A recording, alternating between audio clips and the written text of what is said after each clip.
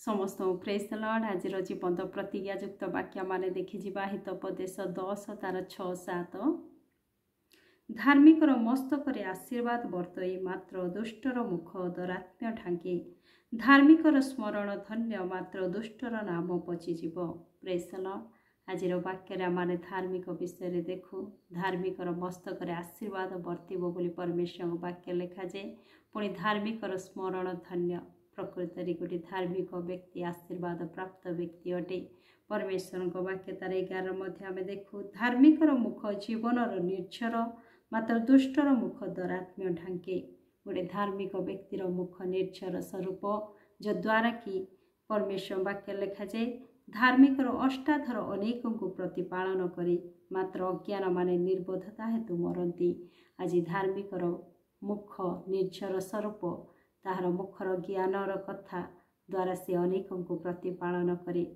तार 28-30 लिखा जाए धार्मिकर आशा आनंदजनक हेब मात्र दुष्टर भरोसा क्षय पाइब। धार्मिक केबे हे घुंचा जीव नाही मात्र दुष्ट देशवासी हेब नाही। धार्मिक चिरस्थायी अटे आउ से केबे मध्य घुंचा जीव नाई। प्रभु धार्मिक प्रति से अनुग्रहकारी परमेश्वर अटंती।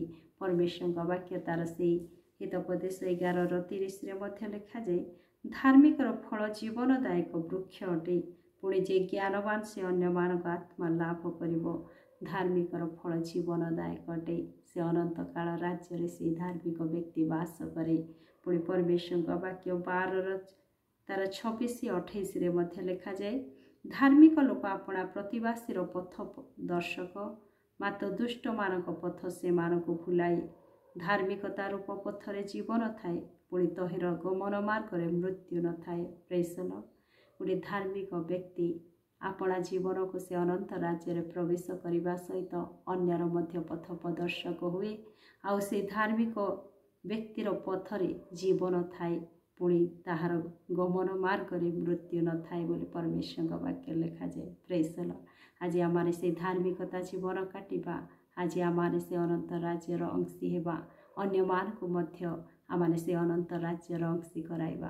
प्रभु वाक्य दे मते आपण को आशीर्वाद करंतु। आमीन।